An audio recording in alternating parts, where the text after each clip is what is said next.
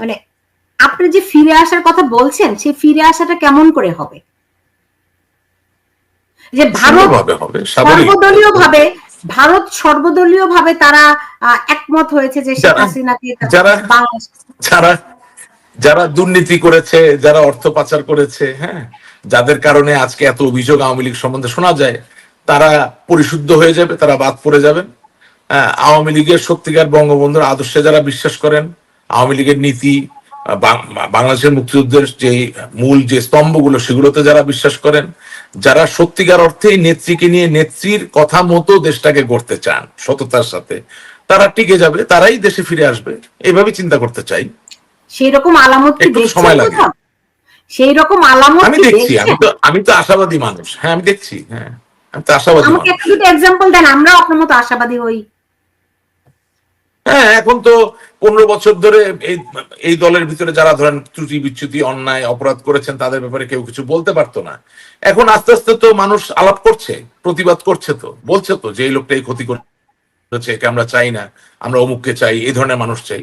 এই আওয়াজটাই তো আস্তে আস্তে, এই রেজোনেন্সটাই তো বাড়তে বাড়তে একটা জায়গা পরিষ্কার হয়।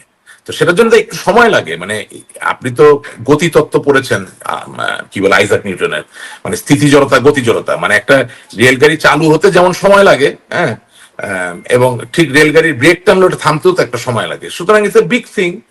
হচ্ছে তো, আমি তো ইতিবাচক অনেক কিছু দেখছি। আপনার কি মনে হয় শেখ হাসিনা এই যারা দুর্নীতিগ্রস্ত ব্যক্তি তাদেরকে পরিত্যাগ করবেন? আমি আশা করি, বিশ্বাস করতে চাই,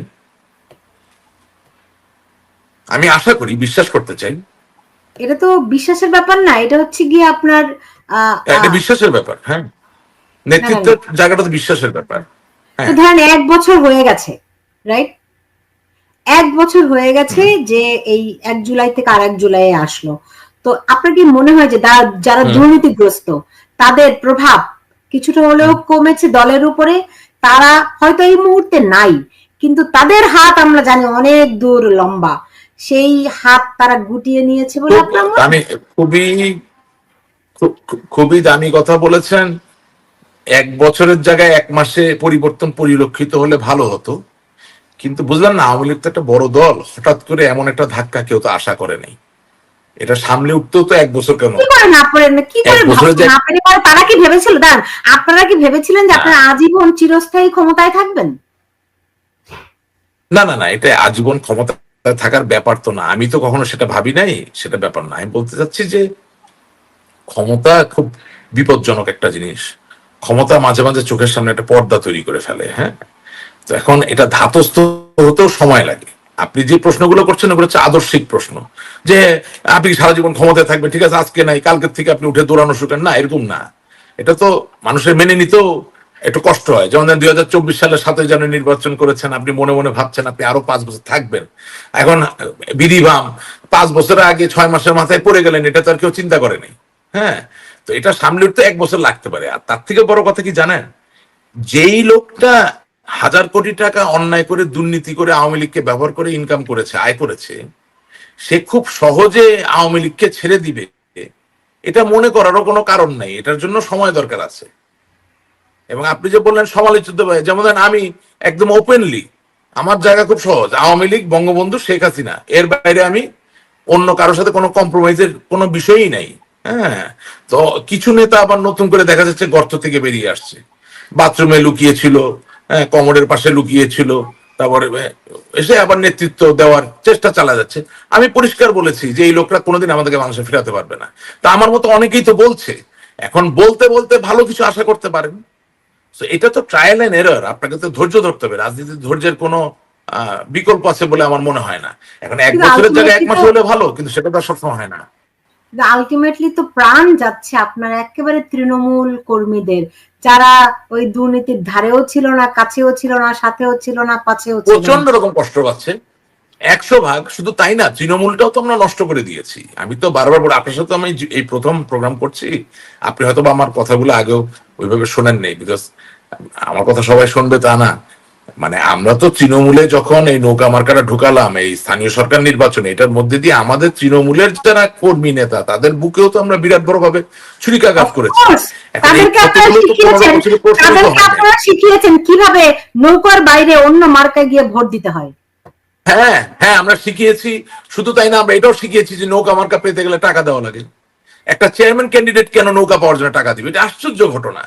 একটা লোকের বাপ দাদা 14 পুরুষ সকলে আওয়ামী লীগ করেছেন, তিনি নৌকা পাওয়ার জন্য পয়সা দিচ্ছেন আমাদের কেন্দ্রীয় নেতাদেরকে। এটা কেন হবে?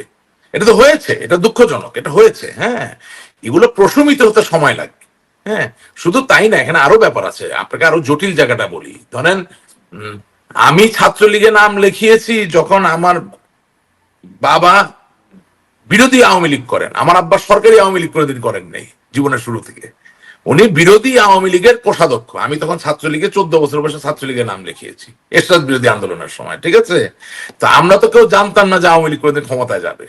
তা আমার বয়স 14 হতে পারে, কিন্তু আমার চোখের সামনে আমি জলজ্জান্ত এরশাদ বিরোধী আন্দোলন দেখেছি, এবং এরশাদ বিরোধী আন্দোলনের যারা ছাত্র নেতা, বিশেষত ছাত্রলীগের, তাদের সাথে আমি খুব ঘনিষ্ঠ, এবং ছাত্র দলেরও যারা ছিলেন ওই সময় তাদেরকেও আমি খুব ভালোভাবে চিনি।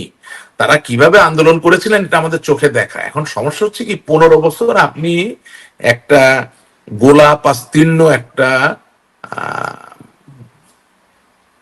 কি বলবো কুসুম অনুভবের পথ অতিক্রম করেছেন, যেখানে আমার ছাত্রলীগের ভাইরা তারা বঙ্গবন্ধুতে বিশ্বাস করে, সব ঠিক আছে, কিন্তু তারা তো সংগ্রাম আন্দোলন দেখে নাই। এখন ধরেন এই যে নতুন যে কমিটিগুলো হয়েছে তাদের বেশিরভাগ লোকই সংগ্রাম আন্দোলন নিজে চোখে দেখে নাই। এখন ধরেন আমার আমার যদি রাজনীতির সাথে সরাসরি সম্পৃক্ত হওয়ার বয়স আপনি ধরেন, সেটা 1991 থেকে 2024, কত বছর? 33 বছর। অ্যাক্টিভিটির বাড়া কমার ব্যাপার থাকতে পারে, কিন্তু আমার তো সরাসরি সম্পৃক্ততা, চোখে দেখা, স্পর্শ করা 31 ইয়ার্স। অনেকেরই তো সেই সৌভাগ্যটা বা সেই সুযোগটা নাই বা হয় নাই। এখন তারা নতুন করে আজকে যে বিপদে পড়েছে, সেখানে সংগ্রাম আন্দোলন করে কিভাবে বেরিয়ে আসতে হয়, একটু আত্মস্থ হওয়া বা শিক্ষা নেওয়ারও তো ব্যাপার আছে। সুতরাং আমি ধৈর্য হতে চাচ্ছি না, আমি আশাহত হতে চাচ্ছি না। আমি বিশ্বাস করি পরিবর্তন আসবে, পরিবর্তন আসতে হবে, এছাড়া কোনো উপায় নাই। কারণ আপনি এখানে তো পলিটিক্যাল, আপনার থমাস কুন নামে একজন খুব নাম করা বিজ্ঞানী লেখক ছিলেন, তিনি একটা বই লিখছিলেন যে মানে এটা কি বলে, paradigm shift of industrial development. হ্যাঁ, তার মানে কি প্যারাডাইম শিফট হয়। হ্যাঁ, তো বাংলাদেশের রাজনীতিতে তো প্যারাডাইম শিফট হয়ে গেছে।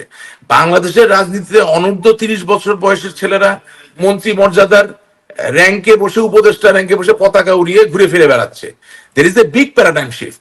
আপনাকে মনে রাখতে হবে যে আওয়ামী লীগের মতো একটা পরাক্রমশালী শক্তিকে যেভাবেই হোক এই ছোট ছোট বাচ্চা ছেলে মেয়েগুলো একটা আন্দোলন সংগ্রাম অভ্যুত্থানের মধ্য দিয়ে আমাদেরকে এর পতন ঘটিয়েছে। এখন সেটা সঠিক না ভুল সেটা আরেক জিনিস, সেখানে মার্কিনী আতাত মানে প্রণোদনা ছিল কিনা সেটা আরেক জিনিস, চৈনিক প্রণোদনা ছিল কিনা সেটা আরেক জিনিস। প্রশ্ন করেছেন, এখানে আপনাকে একজন একটা প্রশ্ন করেছেন যে এই কথাগুলি আপনি গত 15 বছর কেন বলেননি, এবং আরেকজন প্রশ্ন করেছেন যে আপনি কেন দেশে আসছেন। আমি 15 বছর ধরে এই কথাগুলো বলেছেন, যিনি বলেছেন তিনি একদম এভাবে বলি, তিনি একজন অন্ধ মানুষের মতো কথা বলছেন। আমি গত 15 বছর যত টকশো করেছি, 2000-এর উপরে টকশো করেছি, এবং যত বক্তব্য দিয়েছি, প্রায় 3-4 হাজার বক্তব্য দিয়েছি, সব ইউটিউবের আশেক রহমান নামের একটা চ্যানেল আছে, সেখানে গচ্ছিত আছে। উনি যদি সত্যি আমাকে অনুসরণ করতেন, উনি যদি জানতে চান, গেলে দেখবেন যে আমি প্রতিনিয়ত এই কথাগুলোই বলেছি, এর বাইরে কিছু বলি নাই। আশেক রহমান এমনি এমনি সমালোচিত না। যখন মানুষ এই আওয়ামী লীগ ক্ষমতায় থাকার সময় সারাদিন তেল মেরেছে, আমি আওয়ামী লীগের পক্ষে কথা বলেছি, কিন্তু যেটা আমি দুর্বলতা দেখেছি সেটা নিয়ে আমি কথা বলেছি, এবং সেটা নিয়ে আমি কথা বলছি। সুতরাং একটু বলি, একটু মজা নিয়ে একটা কথা বলি। ইন্টারনেটে কিছু গারল প্রকৃতির লোকজন আছে যারা গবেষণা না করে, লেখাপড়া না করে কথা বলার চেষ্টা করে। আমার কথা হচ্ছে, আমি কোনো বড় মনীষী না, আমাকে নিয়ে লেখাপড়া করার প্রয়োজন নেই। তবে যদি আপনি আমাকে নিয়ে কমেন্ট করতে যান, তাহলে অবশ্যই আপনি আমাকে নিয়ে পড়ালেখা করবেন, তারপর তো কমেন্ট করবেন। এগুলো প্রশ্নের কোনো মানে হয় না। আমি বারবার আমার পার্টির মিটিং এ সব জায়গায়, হ্যাঁ, এখন আপনি বলতে পারেন যে কই আমার তো চোখে পড়ে নাই। অফকোর্স আমি তো স্বীকার করছি আমি তো অত বড় নেতা না, আপনার চোখে কিভাবে পড়বে? অথবা আমাদের ওইভাবে সেন্ট্রাল কোনো ফোরাম ছিল না যেখানে গিয়ে ওপেনলি এই কথাগুলো বলা যেত। আমার একটা নির্বাচনী এলাকা ছিল, আমি সৌভাগ্যবান, আমার পারিবারিক ভাবে আমি আওয়ামী পরিবারের সদস্য। বঙ্গবন্ধু কন্যা জননেত্রী শেখ হাসিনা আমাকে নিজে নৌকা মার্কা দিয়েছেন, আমি সম্মানিত বোধ করি। আমার পার্টি ফোরামে যখনই আমি সুযোগ পেয়েছি, আমার নেতাকর্মী পেয়েছি যে মৌলবাদের উত্থান ঘটছে, বাংলাদেশ আওয়ামী লীগের জনগণের সাথে দূরত্ব বেড়ে যাচ্ছে, আমাদেরকে এটা গোছাতে হবে। আরো অনেক কথাই বলেছি, এমনকি বহু সিটিং মন্ত্রী মিনিস্টারের ব্যাপারে আমি সময় টিভিতে সমালোচনা করেছি, ডিবিসি টিভিতে সমালোচনা করেছি। এখন কেউ শোনে নাই, এটা তো আমার দুর্ভাগ্য, আমি কি করব? জি, এখানে অলকা তালুকদার একটি প্রশ্ন করেছেন আপনাকে, আমার প্রশ্নটি পছন্দ হয়েছে, আপনারও মানে আমারও প্রশ্ন এই প্রশ্নটি, সেটি হচ্ছে যে এত লয়ালটি আপনাদের, তাহলে শেখ হাসিনা কেন আপনাকে বা আপনাদের মতো এত লয়ালদের পাশে না রেখে কাদের সাহেবকে, মানে ওবায়দুল কাদেরের কথা বলছেন, যে কেন বেছে নেন দিন শেষে? একজন পোড় খাওয়া নেত্রী কি এতটাই কানা?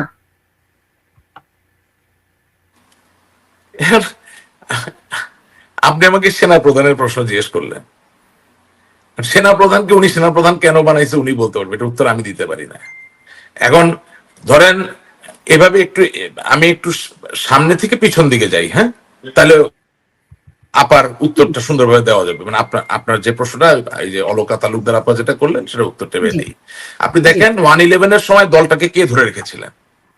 111-এর সময় মরহুম জিল্লুর রহমান সাহেব এবং মরহুম সৈয়দ আশরাফ সাহেব, এই দলের সাধারণ সম্পাদক। জাতীয় চার নেতা সৈয়দ নজরুল ইসলাম সাহেবের সন্তান এই দলটাকে ধরে রেখেছিলেন জননেত্রী শেখ হাসিনার পক্ষে, ঠিক আছে? তার হাতে বিজয় গাথা আছে, বিজয়ের ইতিহাস আছে। এবার পেছনে আসেন, 1996 সালের নির্বাচনে বাংলাদেশ আওয়ামী লীগের সাধারণ সম্পাদকের দায়িত্বে কে ছিলেন? মরহুম জলিল চাচা, জলিল সাহেব, আব্দুল জলিল সাহেব, ঠিক আছে? আপনি এখন পেছনে আসেন, আপনি বাংলাদেশ আওয়ামী লীগের সোনালী সংগ্রামের যে ইতিহাস, যেটা 80-র দশকে রচিত হয়েছে, সেখানে কারা সাধারণ সম্পাদক ছিলেন? মরহুম সৈয়দা সাজেদা চৌধুরী, মরহুম জিল্লুর রহমান সাহেব। হ্যাঁ, তো এখন কথা হচ্ছে, যারা সাফল্যমণ্ডিত, যারা সফল, তাদেরকে বাদ দিয়ে আপনি কেন ইতিহাসের সর্বনিম্ন ভোট পাওয়া ডাকসুর ব্যক্তি, যেখানে বঙ্গবন্ধু শেখ মুজিবুর রহমান তার দল আওয়ামী লীগে কোনোদিন 3 বার সাধারণ সম্পাদক ছিলেন না, এর উত্তর আমি কিভাবে দিব? আমি লয়াল এটুকু বলতে